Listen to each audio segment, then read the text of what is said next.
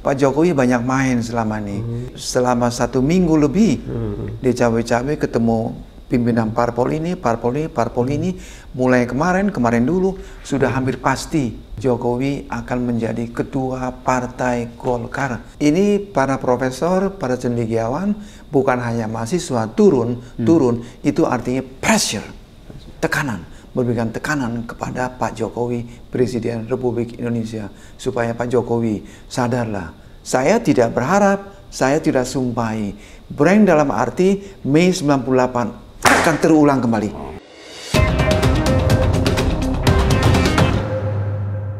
Kawan Asa Nesia TV sekalian, kembali kita berjumpa di channel ini dan seperti biasa, ini luar biasa. Kami sedang bersama seorang profesor, guru besar gitu ya, dan ini lepasan dari universitas terkemuka, Profesor Dr. Cipta Lesmana MA. Ya. Betul Prof ya? Betul. Ini saya sudah hafal betul nih, jadi dan yang luar biasa karena ini lepasan dari Universitas Chicago, Prof. Chicago, ya. Prof, ini kita akan ngobrolin yang lagi panas sekarang. Saya tahu betul karena Prof beda waktu minggu lalu Prof ya. Kalau Prof dari rumah ke sini agak dingin gitu loh. Agak teduh, ada hujan rintik-rintik dan macam-macam. Tapi ke sini tadi itu agak panas. Panas. Mungkin karena suasana politik kita sekarang agak panas Prof. Ya, agak panas. Itu kita akan bahas. Jadi bagi orang pengamat politik, bagi orang yang tukang amati masalah politik, sudah tahu ada apa ini, ada apa. Mereka semua menunggu apa? Menunggu 20 Maret. Jadi orang pengamat politik, ya, politisi macam-macam lagi tunggu-tunggu. Ada apa itu? Pengumuman hasil pemilu, terutama hasil Pilpres secara resmi oleh KPU. Bagaimana hasil itu digodok dan diumumkan oleh KPU kepada seluruh masyarakat Indonesia? Itu yang sedang ditunggu-tunggu. Nah, itu dia Prof. Kita akan ngobrolin tuh. Ada hal yang tidak lazim menurut saya ini Prof. Apa tuh? Karena umur saya masih lebih inilah dari Prof gitu ya. Kalau Prof ini kan sudah mengikuti fase, mungkin bahkan ikut waktu pemilu 55 Prof. Oh, ikut semua ikut ya. Semua gitu Prof. Iya, iya. Tapi ada yang tidak lazim Prof. Iya. Biasanya kalau kita pasca pencoblosan, kemudian ada quick count. Iya. Lalu kemudian itu orang tepuk tangan, happy, pesta rakyat. Betul. Lahir seorang pemimpin yang baru, membawa harapan baru. Iya. Tapi kali ini sepertinya bukan gembira. Berbeda sekali. Berbeda sekali. Ini yang saya sebut tadi, suasana politik kita menjadi panas. Karena yang terjadi adalah justru masyarakat kembali turun ke jalan melakukan aksi mendorong untuk dilakukan pemilu ulang. Itu apa yang terjadi, Prof? Iya, saya masih ingat 5 tahun lalu saya di RRI. RRI sedang menonton siaran tentang pengumuman KPU. Satu-satu diumumkan, blok gitu. Nah, saya diminta count, hitung gitu. Ini berbeda suasana. Ya, agak santai, tetapi juga ada agak happy gitu loh. Kalau sekarang ini tegang sekali. Tegang sekali, Prof ya. Kenapa tegang? Sebab jauh-jauh hari sudah banyak tudingan. Saya garis bawahi tudingan. Belum tentu benar tudingan. Sudah banyak tudingan. Diduga. Curang gitu loh. Nah, sudah banyak yang bertekad untuk mengajukan gugatan ke DPR. Ada juga yang mau ke MK segala itu. Nah, apakah jadi atau tidak tergantung apa yang diumumkan oleh KPU ini. Maka tegang. Ya.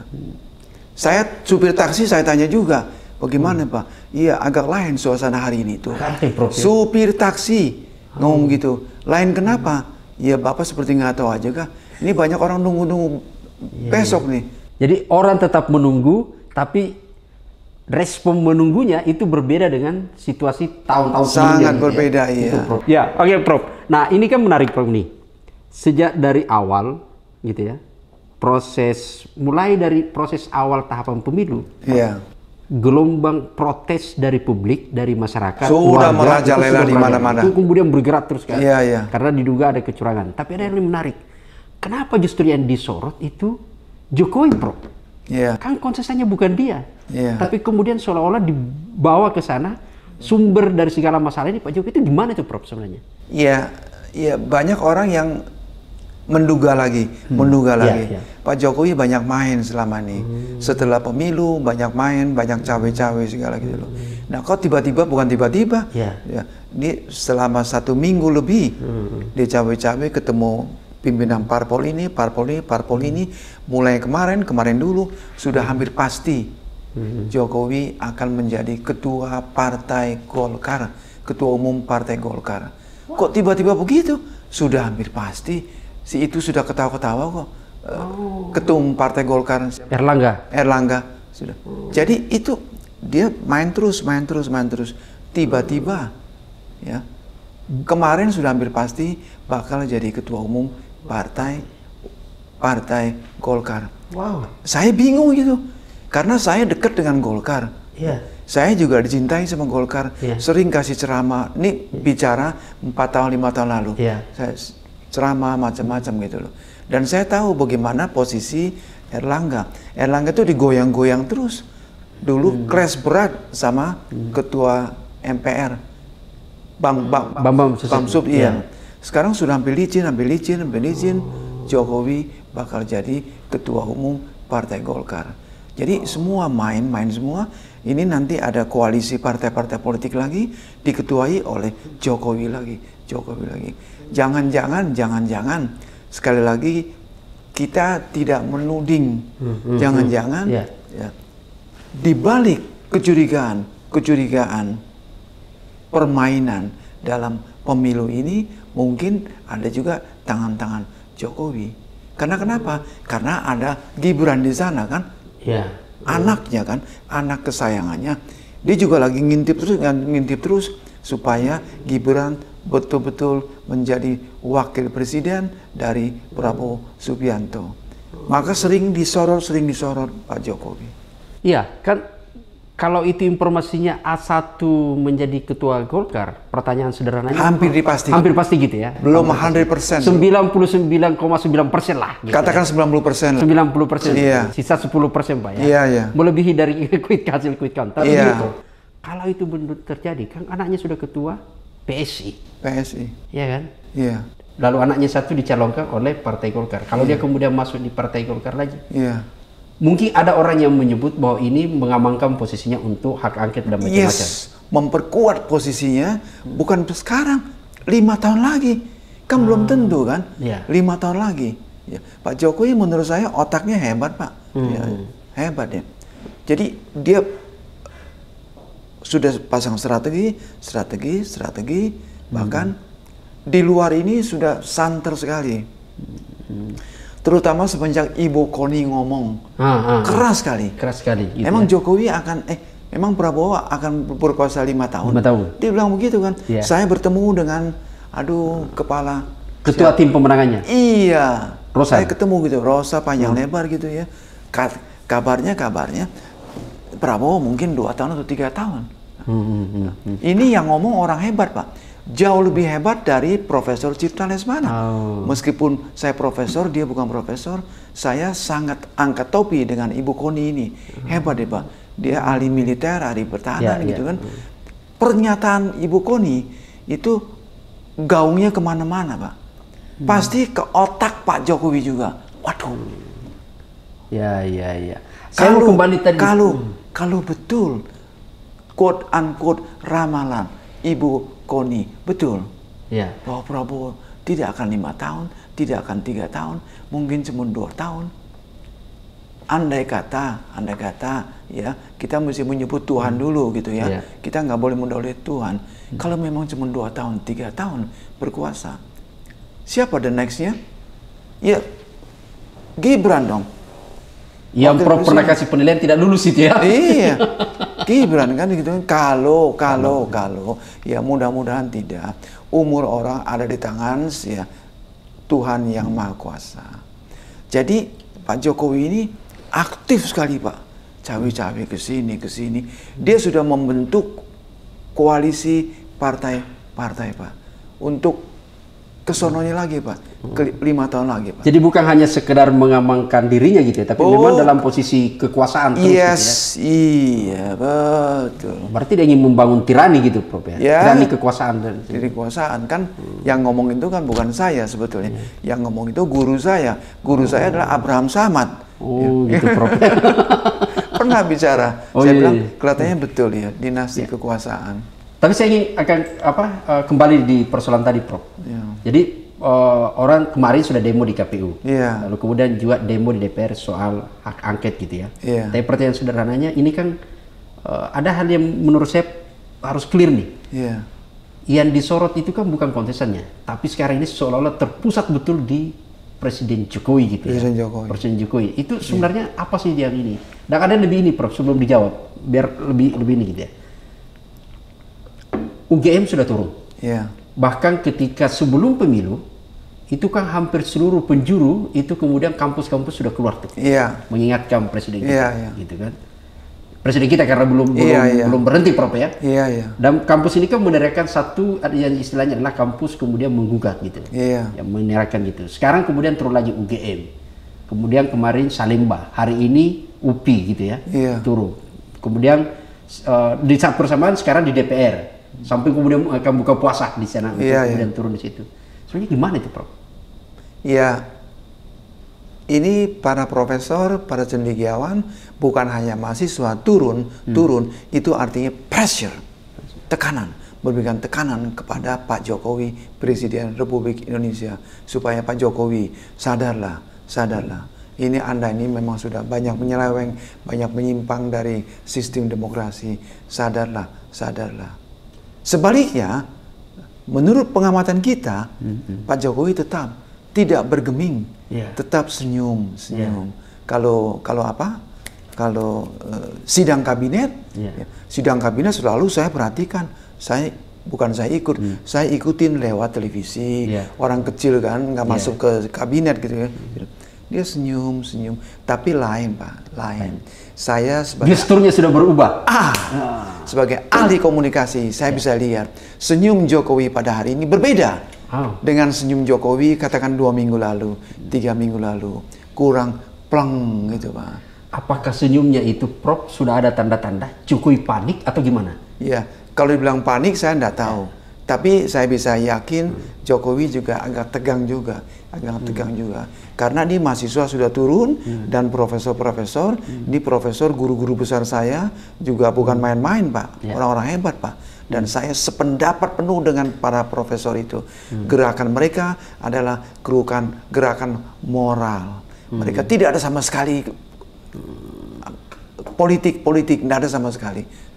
Jadi gerakan moral gitu. Jelas ya. Saya sebagai profesor, saya yakin, seyakin-yakinnya, hakul yakin para profesor-profesor itu betul-betul bergerak untuk moral value. Karena mereka menganggap ini sudah serius sekali, negara kita sudah diambang jurang gitu Pak. Sudah waktunya para profesor, para cendekiawan ini bergerak. Tidak cukup hanya mahasiswa saja, tidak cukup. Secara langsung mereka itu membackup, mendukung gerakan mahasiswa. Nah, sekarang ini menggunakan teori fear arousing communications. Komunikasi yang menggertak, yang menekan, komunikan. Kalau saya bicara dengan Pak Sam, saya komunikator. Pak Sam ini komunikan. Nah, jadi gerakan-gerakan ini tujuannya untuk menekan fear arousing communication, menekan si komunikan. Komunikan siapa? Ya satu orang, terutama Pak Jokowi. Nah, kita nggak tahu jujurnya apakah Jokowi tetap tenang, ya, atau memang sudah was-was juga. Kita tidak tahu sama sekali. Nah, bisa juga dia tenang. Bisa juga dia juga sudah gemeteran juga, cuman nggak kelihatan. Nah, pertanyaan, kalau ini pressure makin keras, dan di sisi lain, di sisi komunikan, yaitu Presiden Jokowi tetap tenang, ini nanti akhirnya gimana? Nah itu dia Prof. Kan sebenarnya kalau kita hitung Bisa blank dalam arti ya, saya tidak berharap, saya tidak sumpahi. Blank dalam arti Mei 98 akan terulang kembali. Prof ya. Dan kalau kita Bisa, bicara, kalau ini tekanannya keras dan Jokowi juga emang gue takut sama lesam. Gue nggak takut, tenang aja, tenang aja. Nih di belakang saya panser, tank semua gitu kan, panglima semua, bintang 4 di belakang saya. Kalau dalam hatinya Pak Jokowi berpendapat demikian, yakin, hakul yakin. Aduh saya ngeri Pak. tapi kalau menurut Prof pembacaannya, kan ini juga Prof banyak ngajar di TNI. Di Sesko ngajar, Lemhana saya ngajarnya. Kalau misalnya ini peristiwa 98 kembali terulang nih, people power gitu ya, yang kemudian kalau Pak Senar Pimutar menyebut itu kan pengadilan rakyat, pembangkangan sosial kalau kita pakai pendekatan antropologis kan. Nah kalau itu misalnya terjadi, kita baca di kekuatan TNI-nya Prof, kira-kira apakah TNI akan setia kepada personalitinya Jokowi sebagai hari ini masih presiden, atau kemudian dia akan berbalik kembali ke hitonya untuk menyatakan saya setia kepada negara NKRI. Kira-kira gimana itu Prof? Jawaban pasti, jawaban 100% saya tidak tahu. Tapi kalau ditanya saya didesak kira-kira bagaimana, saya tidak percaya. Tidak percaya. Artinya saya masih percaya, saya masih hakul yakin.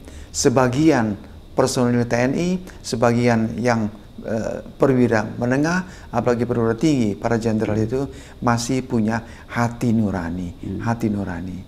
Saya pernah mengatakan di sini atau di depan Pak Abraham Samad bahwa para jenderal, perwira jenderal TNI itu masih sadar bahwa mereka ini bersumpah kepada Tuhan, kepada NKRI, kepada Pancasila, bukan kepada person Presiden Jokowi. Saya masih yakin itu. Saya masih yakin. Dan saya tetap percaya apa yang terjadi pada Tiananmen Square Massacre, pembantaian massacre Tiananmen. Saya masih percaya tidak akan terjadi di Republik Indonesia. Coba lihat Mei 98. Tentara begitu banyak Pak waktu itu Pak. Dikerahkan sama Pak Harto. Nggak terjadi, Pak tembak semua undang. Kenapa? Karena setiap hati nurani anggota TNI masih percaya bahwa rakyat itu adalah, bahwa mereka itu lahir dari rahim rakyat. Lahir dari rahim rakyat. Mereka itu ingat. Maka saya tidak percaya mereka berani memberondong rakyat gitu, mati ribuan orang. Tidak percaya saya. Tidak percaya. Artinya harapan bahwa klaim selama ini kegelisahan bahwa semua infrastruktur alat negara TNI, Polri itu dikuasai, bisa diperalat oleh Jokowi dalam situasi untuk kemudian gerakan massa ini bisa kemudian berbalik gitu Prof ya? Berbalik mungkin saya nggak tahu semua atau tidak atau sebagian saya nggak tahu. Yang saya hakul yakin anggota TNI masih punya hati nurani, dalam arti tidak akan memberondong Pak. Anak-anak rahim rakyat itu mampus semua, geletak semua. Setiap anggota TNI, saya tetap yakin masih punya hati nurani, bahwa mereka yang lagi demo itu betul-betul anak dari rakyat Indonesia. Tidak akan ada penculikan, Prof. Tidak akan ada penculikan. Oh, penculikan lain lagi. Lain lagi, Prof ya. Kemungkinan bisa terjadi penculikan. Yang saya bilang kecil kemungkinan. Kecil ya. Dia pakai berondong, pakai tank, dia hajar semua tuh di DPS. Dia berondong semua tuh. Gitu ya. Itu menurut saya kecil kemungkinan. Tapi kalau Prof lihat sekarang skala ini kan sudah keluar, ada duduk aksi di KPU, ada di DPR, ada di beberapa daerah. Kira-kira potensi untuk 98 itu kembali terjadi dalam waktu dekat atau masih menunggu waktu yang lebih ini? Ya mungkin masih nunggu waktu. Ya. Atau dia akan lihat dari hasil pengumuman kita lihat sampai hari ini yang turun ke jalan untuk menghadapi para demonstran sebagian besar adalah polisi. Tentara masih kurang yang turun. Masih menahan diri. Tentara masih di belakang. Masih di belakang.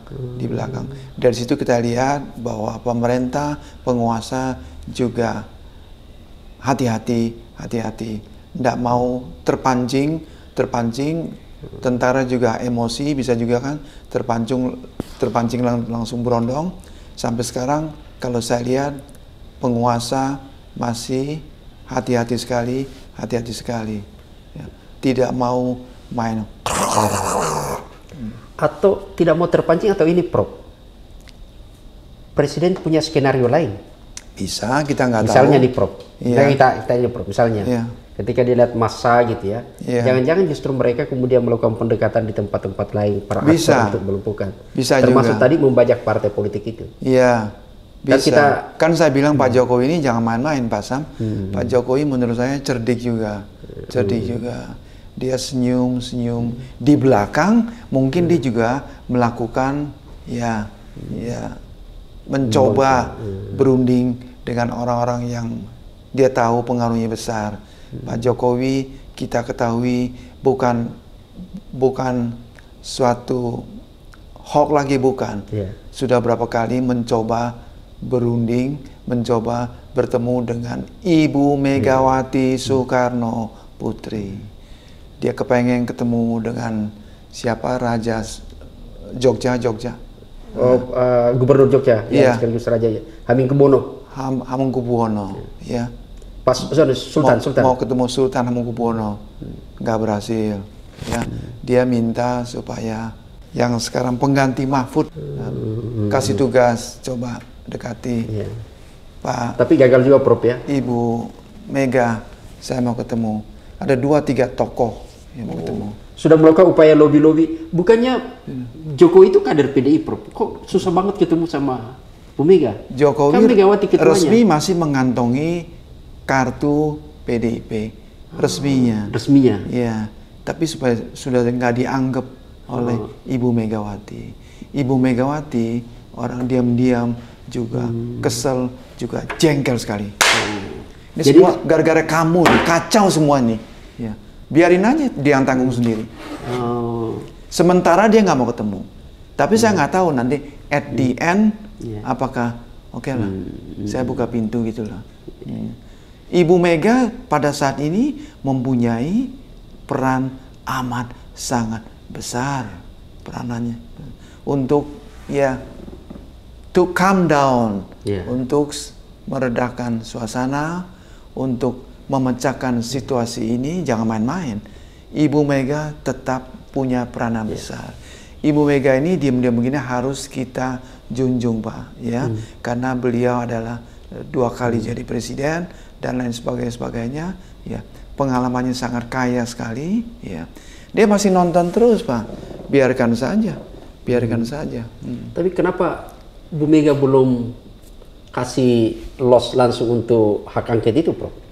PDI belum. Oh, resmi sudah. Ya, Hasto sudah mengatakan.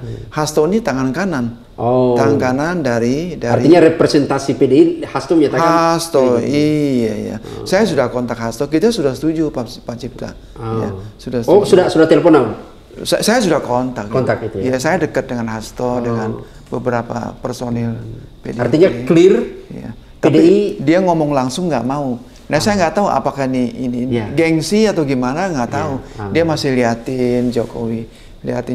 Saya mau lihat kamu sampai di mana ini mainnya.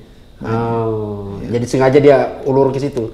Tapi kan problemnya kan masa juga ini, publik kan berharap pada segera kepastian karena kan pemilu, Prof. Gitu. Iya. Kenapa tidak misalnya segera disegerakan untuk ada hak angket atau gitu? Karena kan bagaimanapun juga bola ini kan di tangan PDI sebenarnya sebagai mayoritas di parlemen. Gitu. Kemarin saya baca tokoh dari nomor 3 ya, dia mengatakan kita segera mengajukan hak angket. Angket. Iya, apalagi nomor 1 udah nggak sabar gitu ya.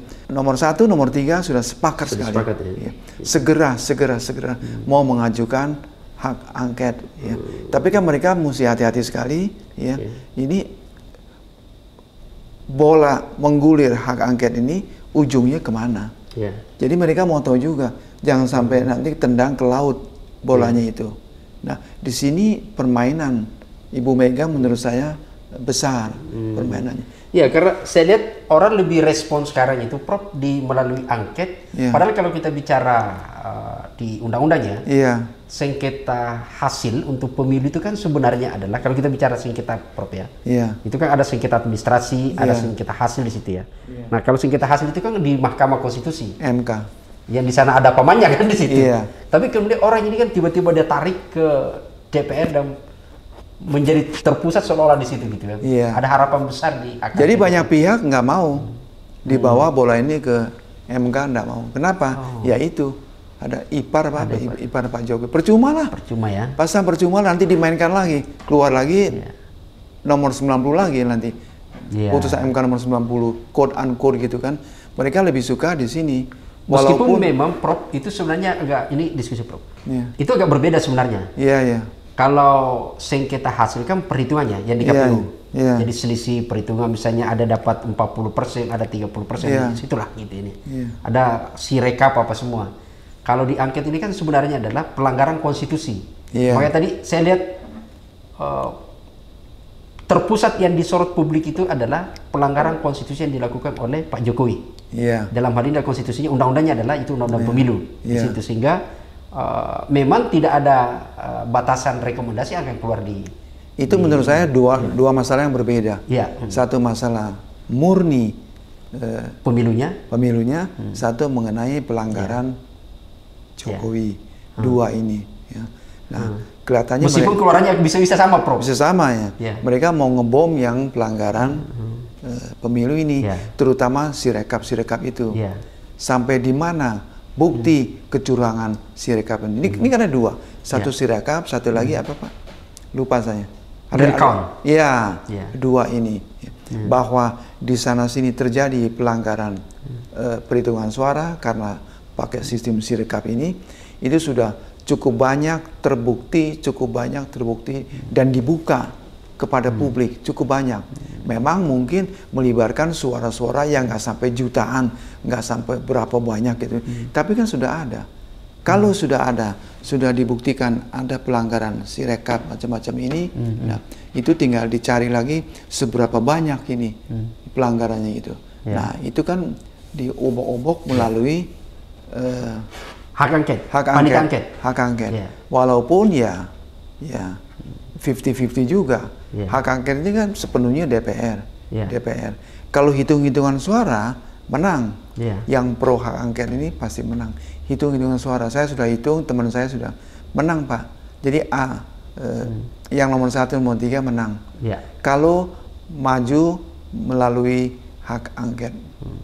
Nah, itu apakah ada kaitan, Prof, kekhawatiran Pak Jokowi terhadap hak angket ini sampai ngebet sekali percepat Munas di Golkar untuk kemudian bisa dia take over ke pihak dia supaya dia bisa kendalikan di ada, atau jangan-jangan beliau khawatir kalau saya tidak ambil Golkar bisa ikut bermain gitu. Ini Pak Sam ini politisi yang lihai juga, hebat sekali Pak Sam ini. Ada kesana, Pak, ada kesana. Supaya kan partainya si SBY sudah jatuh.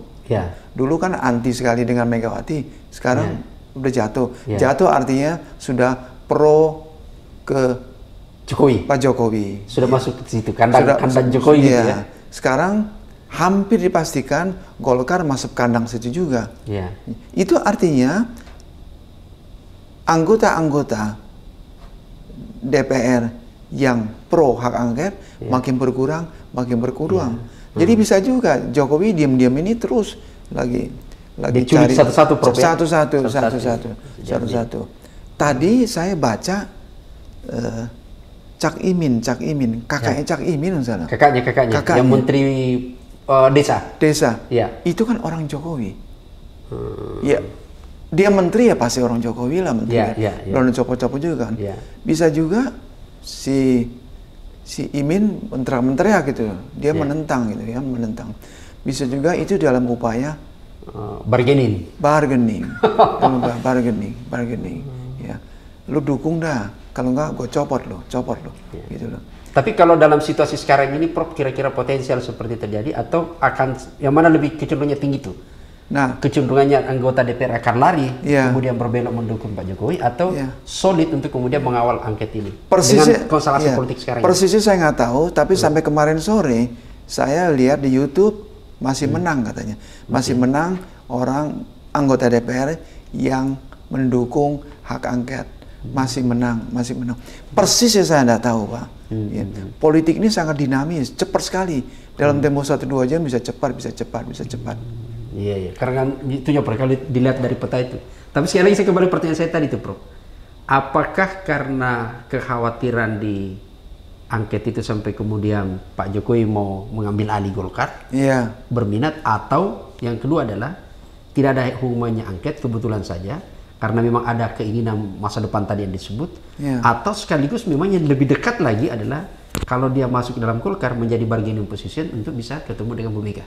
Saya nggak sampai ke sana pikiran saya, tapi saya hanya berpendapat Pak Jokowi diam-diam sekarang sedang memperbesar kekuatan politiknya. Jangan lupa Golkar ini besar, Golkar ini pernah menjadi partai terbesar nomor 2 atau nomor 3, besar, Pak. Saya juga heran bisa lunak. Dulu keras sekali, sudah dilunakkan, dengan faktor-faktor apa, saya nggak mau ngomong di sini, nggak enak gitu kan. Pasti ada faktor X, Y, Z gitu kan. Lemah jadi Golkarnya, lemah. Kalau seandainya, Prof, ini kita Prof ya. Kalau seandainya Pak Jokowi ini dengan kepiawaiannya menculik, kita pakai istilah ini gitu ya, satu-satu anggota DPR, lalu kemudian pro ke dia dengan berbagai iming-iming gitu ya. Itu satu, lalu kemudian pada saat bersamaan juga mereka sekarang ini kan berhasil dia lumpuhkan MK. Meskipun dalam komposisi tertentu ipar beliau itu kan sudah tidak bisa memeriksa perkara, Prof. Tidak bisa. Jadi dia ini sebenarnya adalah pengangguran yang digaji negara. Tapi dia masih bisa mempengaruhi anggota-anggota MK yang lain. Itu yang aneh, Prof. Ada Fulus, Pak. Prof ya. Fulus itu sangat berkuasa sekali. Aneh juga itu, Prof ya. Ada hakim tidak memeriksa perkara tapi terima gaji gitu, Prof ya. Iya, ada. Dan merusak pula demokrasi. Itu aneh bin ajaib. Aneh bin ajaib, Prof ya. Iya. Padahal syaratnya hakim konstitusi negarawan gitu. Dia negarawan. Iya. Nah, saya kembali tadi pertanyaan saya itu, Prof. Kalau dia berhasil ngambil tuh, lalu kemudian di MK, karena di MK kalau kita baca di undang-undang MK, Prof ya, yang kemudian juga pada saat bersamaan kita lihat misalnya nih, proses untuk pengajuan itu kan hanya 3 hari nih. Iya. Jadi misalnya besok tuh pleno ditetapkan, maka paslon baik Anies Caimin, Ganjar Mahfud itu kalau seandainya kita kan belum tahu nih siapa yang akan ditetapkan besok, jangan-jangan justru ditetapkan bukan dia gitu loh kan. Semua bisa terjadi. Tapi kalau kita lihat dari hasil rekap, si rekap yang dia ini kan selalu kekunci tuh di 58% kan. Meskipun kami di sini pernah diskusi, Prof, di Asanesia ini TV kita itu pernah diskusi khusus berapa persen, dan bukan di soal berapa persennya, Prof. Kalau klaimnya kan PDI Pak Ganjar itu klaimnya kan sebenarnya dia 33%. 42% kan Prabowo gitu kan. Tapi kita tidak di situ. Waktu Asanesia itu tidak masuk pada wilayah 58% dengan 26% dengan 16, bukan di situ. Tapi pada posisi berapa sih sebenarnya suara sah? Karena ternyata ditemukan ada beberapa yang lebih gitu ya. Nah, tapi kalau kita lihat misalnya ada teman-teman menemukan sampai potensial suara yang UKUK itu sampai puluhan juta, itu kan akan masuk ke MK. Masa waktu, Prof, untuk mengajukan gugatan hanya 3 hari. 3 hari. Dan untuk memeriksa 15. Jadi masa waktu itu untuk memeriksa perkaranya kan sangat mepet sekali waktu. Bagaimana bisa ini? Ini kemudian membuat orang agak susah. Makanya harapannya adalah lebih banyak ke hak angket itu gitu ya. Tapi sekali lagi tadi itu, Prof, kalau anggota DPR itu berhasil diambil satu-satu oleh Pak Jokowi, dijinakkan gitu loh, kita masih jinakkan gitu ya. Lalu kemudian tidak jadi angket, tidak jadi Mahkamah Konstitusi, itu adalah putusannya juga. Yang berlaku berarti putusan KPU. Nah, kalau itu terjadi, kira-kira apa yang di skala publiknya nih, Prof? Iya. Yang Prof tadi menyebut people power itu, apa kira-kira terjadi? Saya ngeri sekali. Ya, saya ulang-ulang mengatakan kita berharap jangan sampai massa bergerak 1 juta, 2 juta, jangan sampai. Tetapi bisakah terjadi? Bisa. Kita sudah melihat, Pak, di negara kita ini, kita sudah melihat bisa. Ya kita berdoa terus, tapi hal itu bukan mustahil. Barangkali Pak Jokowi harus menonton situasi itu di depan matanya. Bisa terjadi. Sudahlah, jangan terlalu kotor permainan curangnya. Jangan terlalu kotor. Kalau kita sudah menemukan ada 10, ada 20, 30. Apakah cuma 10, 20, 30? Hasil curang itu belum tentu. Bagaimana di Papua? Bagaimana di mana? Sekarang saya baru baca Papua itu sangat benci sekali ya dengan paslon yang tertentu itu. Karena mungkin ya bla bla bla bla bla gitulah. Jadi ini masih teka-teki. Kita cuma berharap para politisi kita, terutama para paslon, betul-betul dibuka hati nuraninya, conscience, hati nuraninya. Ya, ini nggak main-main. Ya, ini marilah kita betul-betul ya terbuka, betul-betul memikirkan masalah bangsa dan negara kita. Jangan masalah aku. Pokoknya saya mesti presiden. Apapun yang terjadi, saya harus presiden. Ya. Dengan kejadian yang mengerikan, lebih mengerikan daripada Mei 98 misalnya. Artinya, Prof mau sebut bahwa sebaiknya Pak Jokowi, Arif mengundurkan diri saja ketimbang kemudian situasi itu pilihan yang paling cantik, Pak Jokowi. Anda sudah 10 tahun jadi presiden. Tidak perlu menunggu proses macam-macam. Atau kalau misalnya Prof, Jokowi itu tidak bisa diharap mundur. Iya. Apakah kita masih bisa enggak ada harapan kemudian misalnya di MK dengan terlepas ada paman di sana misalnya gitu ya. Karena kan kalau kita bicara juga belajar dari beberapa negara. Itu kan ada beberapa sebenarnya Prof bisa menjadi referensi kita. Mahkamah Agung atau Mahkamah Konstitusinya di sana itu kemudian jadi kan ada yang punya kewenangannya diberikan kepada Mahkamah Agung, ada konstitusi. Itu kan kemudian ternyata justru bisa membatalkan hasil pemilunya karena ditemukan itu tingkat kecurangannya terstruktur, masif, sistematis gitu loh. Nah kalau Pak Arif menyebut begini, Prof, kalau ternyata pelaku kecurangannya itu sudah istana, itu sudah pastilah TNS yang membawa karena dia kendalinya kan di situ. Nah kalau kita lihat misalnya yang membatalkan itu kan misalnya malah Austria gitu kan. Ada beberapa negara yang membatalkan gitu ya. Kira-kira ada harapan enggak misalnya kalau ternyata Jokowi tidak, lalu kemudian Mahkamah Konstitusinya untuk bisa tadi kearifannya melihat. Harapan tetap ada, tetapi amat sangat kecil. Gitu ya. Jadi sekarang situasi negara kita ke depan dalam waktu yang singkat ini betul-betul pasang sangat tergantung kepada Pak Joko Widodo. Sekali lagi, Prof, kalau kecuali misalnya, nekat masanya. Nekat kalau misalnya masanya. dia nekat nih, tidak mau gitu loh. Dia bertahan untuk tetap ingin berkuasa. Dan kemudian dibalas oleh kenekatan massa juga. Ratusan ribu. Bisa terjadi. Potensi itu ada, Prof? Potensi itu ada. Tetapi saya minta Pasam dan semua teman-teman yang nonton podcast ini untuk berdoa supaya potensi itu tidak menjadi fakta, tidak menjadi kenyataan. Titik. Tapi yang kita harapkan menjadi fakta dan kenyataan, Pak Jokowi Arif dan mengundurkan diri, gitu, Prof. Itulah yang ulang-ulang disuarakan oleh teman-teman saya, orang-orang hebat, para profesor-profesor. Termasuk Prof. Cipta? Sadarlah, sadarlah. Termasuk Von Magnus Suseno, guru besar etika, guru besar itu yang sangat-sangat arif. Termasuk teman baik saya, senior saya, Gunawan Muhammad. Dia ngomong begitu sambil nangis, Pak, nangis. Saya nggak sampai nangis, tapi saya juga ngeri sekali. Paling saya kasih tahu teman-teman, besok hati-hati.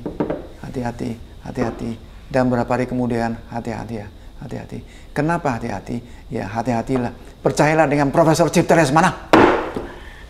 Kawan asa sekalian, ini luar biasa ya obrolan kita, tapi ini bukan obrolan biasa. Ini sebenarnya syarat dengan makna karena ada warning yang diberikan oleh Profesor Cipta Lesmana MA. Saya ulangi. Saya bukan provokasi, tidak. Bukan provokasi, tapi ini adalah profesor murni yang memberikan warning kepada kita semua bahwa situasi negara kita sedang dalam tidak kondisi yang baik, tapi kondisinya adalah sangat dalam posisi yang mengkhawatirkan.